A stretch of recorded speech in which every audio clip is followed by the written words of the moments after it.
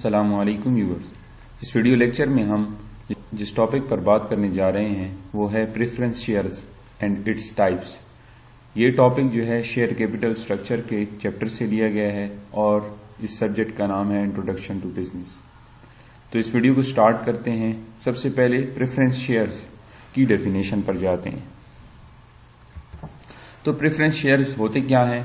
Preference shares are shares which entitles the holder to a fixed dividend. ये वो shares होते हैं जिनके जो ये शेयर्स लेने वाले हैं प्रेफरेंस शेयर होल्डर्स को फिक्स्ड डिविडेंड इन शेयर्स पर मिलता है। मतलब कि प्रेफरेंस शेयर्स के ऊपर वाज़े तौर पर लिखा जाता है कि इतना परसेंट या इतने डॉलर जो है डिविडेंड इन शेयर्स पर मिलेगा। Whose payment takes priority over that of ordinary share dividend।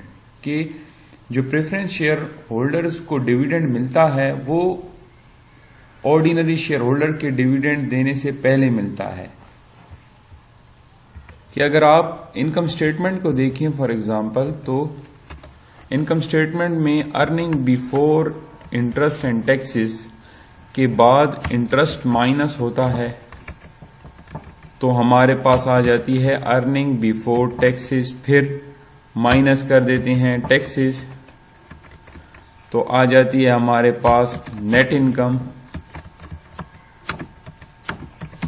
फिर अगर प्रेफर्ड शेयर होल्डर्स हों तो माइनस होता है इससे प्रेफर्ड शेयर होल्डर्स या प्रेफर्ड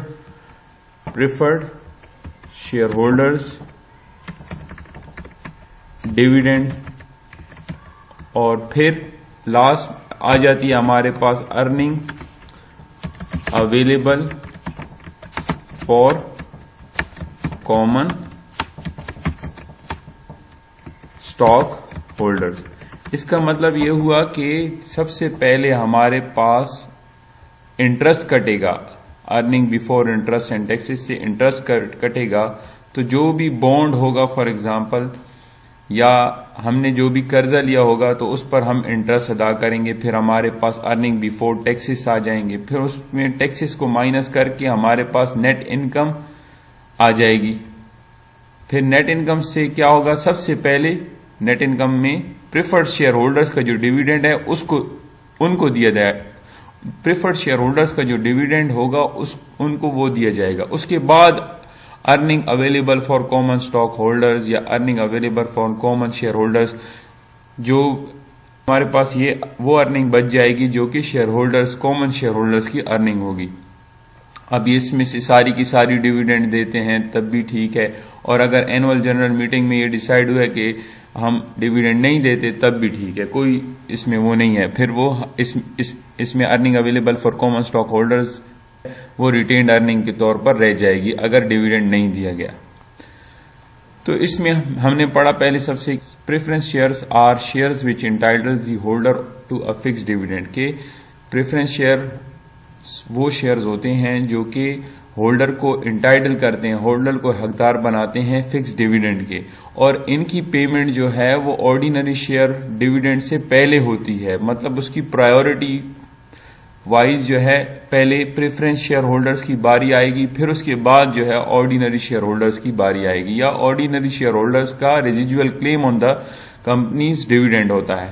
फिर they include properties of both an equity and a debt. के प्रेफरेंस शेयर जो हैं इनमें दोनों इक्विटी और डेट की खुसूसियात पाई जाती हैं। कि फॉर एग्जांपल इक्विटी की तरह, जिस तरह इक्विटी पे हम डिविडेंड देते हैं तो प्रेफरेंस शेयर्स पर भी डिविडेंड होता है। और दूसरी क्या है इसमें खुसूसियात के डेट की क्या खुसूसियत है कि इस पर फिक्स परसेंटेज होते हैं। जिस तरह डेट जो है कर्जे पर फिक्स परसेंटेज लगती है ऑफ इंटरेस्ट, इसी तरह प्रेफरेंस शेयर्स पर जो इन्वेस्टमेंट प्रेफरेंस शेयर होल्डर्स ने की हुई है उस पर भी उनको फिक्स परसेंट ऑफ डिविडेंड मिलेगा।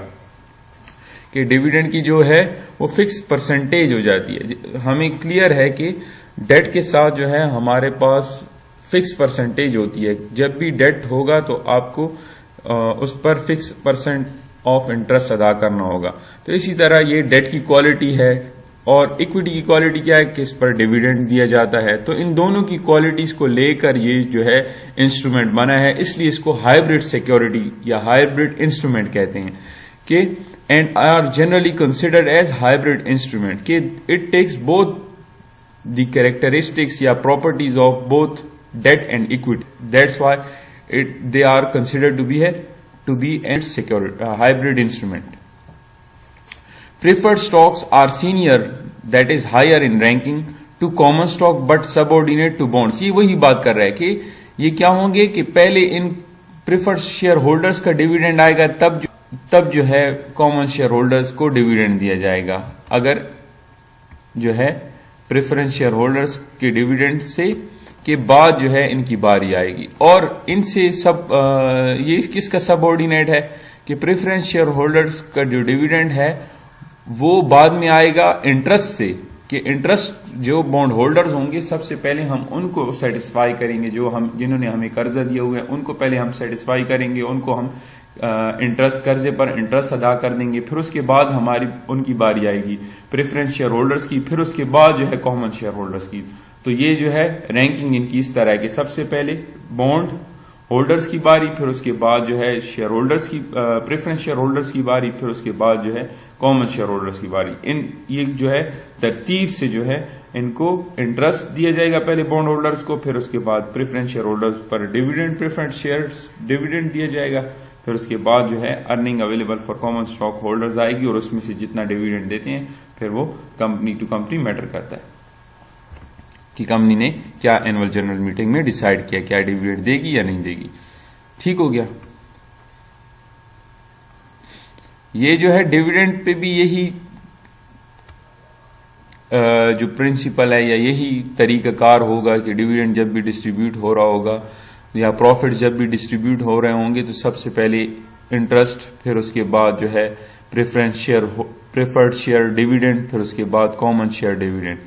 और अगर in case of winding up of the company बंद हो रही है तो एसेट्स के ऊपर जो हक है सबसे पहले कर्जदारों का है कि कर्जा उनको चुकाया जाए, फिर कर्जा मतलब चुकाने के बाद आप प्रेफरेंस शेयर होल्डर्स को उनकी इन्वेस्टमेंट देंगे, फिर प्रेफरेंस शेयर होल्डर्स की इन्वेस्टमेंट देने के बाद अगर कोई एसेट्स बच गए तो फिर वो उन पर हक जो है कॉमन शेयर होल्डर्स का होगा।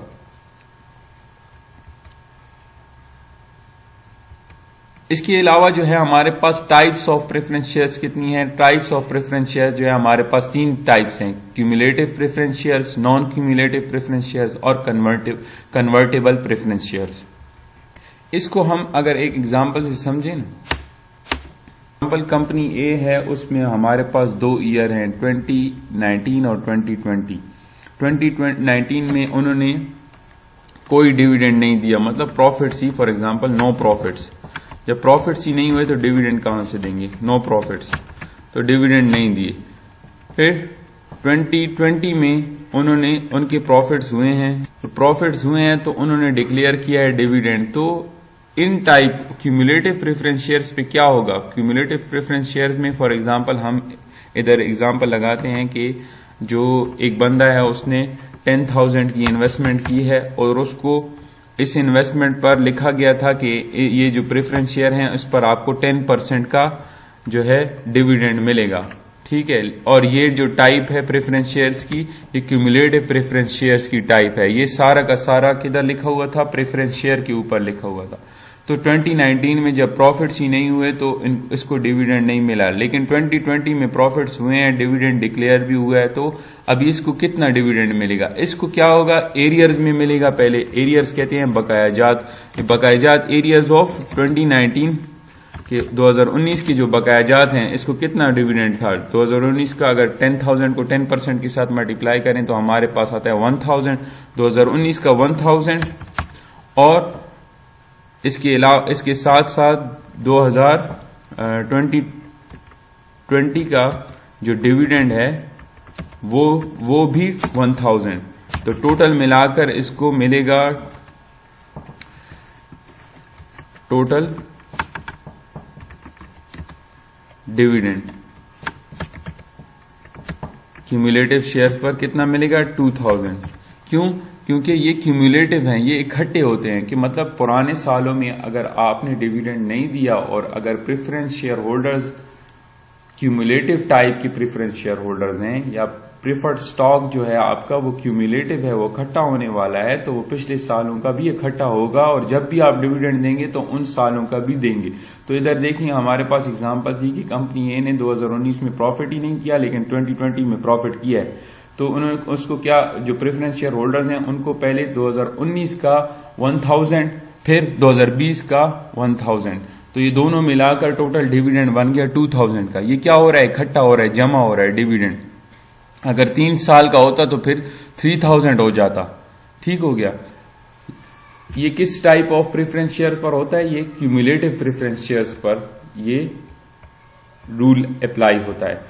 लेकिन अगर प्रेफरेंस शेयर्स जो है नॉन क्यूमुलेटिव हों, नॉन क्यूमुलेटिव का मतलब कि ये इकट्ठा जमा नहीं होते, तो इधर क्या होगा, यही एग्जांपल को ले लें कि अभी जो है 1000 के शेयर्स हैं और 10% प्रीफर्ड स्टॉक है, मतलब उस पर लिखा हुआ है कि इन प्रीफर्ड शेयर्स पर आपको 10% का जो है डिविडेंड मिलेगा, और जो प्रेफरेंस शेयर्स हैं वो नॉन क्यूमुलेटिव हैं, अभी इकट्ठा नहीं होने वाले या जमा नहीं होते।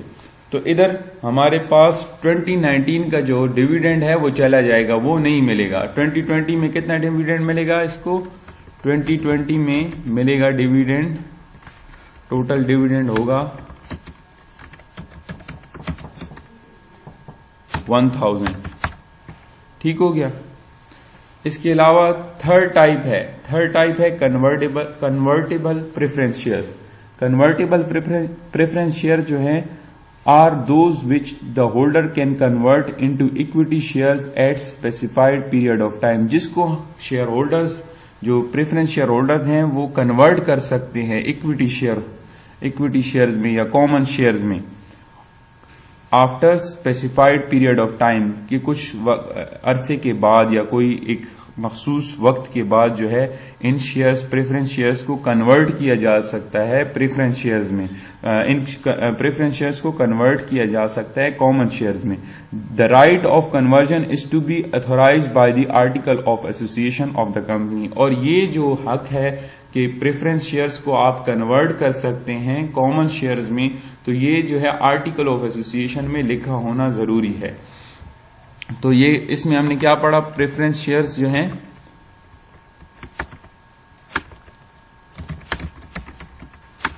आर कन्वर्टेबल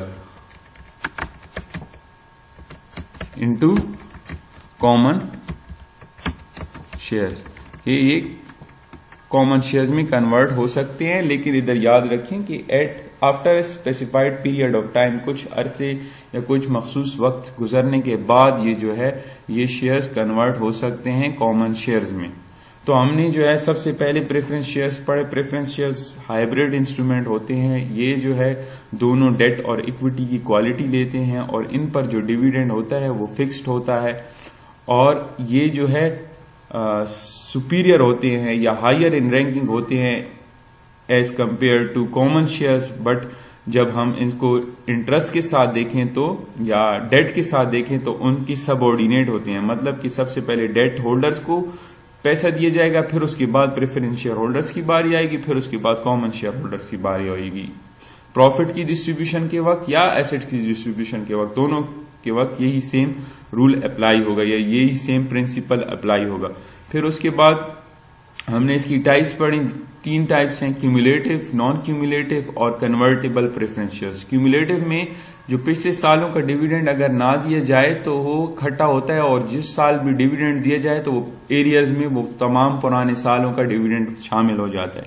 नॉन क्यूमुलेटिव में इस तरह नहीं होता, जिस साल में डिविडेंड अनाउंस होता है बस उसी साल का डिविडेंड दिया जाता है। पिछले सालों में अगर डिविडेंड नहीं दिया गया तो उनको फिर नहीं छेड़ा जाता या उनको नहीं दोबारा दिया जाता। और कन्वर्टेबल प्रेफरेंस शेयर्स क्या होते हैं, जब ये जो है कन्वर्ट हो सकते हैं into common shares after specified period of time. That's all. ये इस वीडियो के लिए इतना ही। नेक्स्ट वीडियो लेक्चर में इंशाल्लाह हम इसी चैप्टर को कंटिन्यू करेंगे। Thank you so much for watching.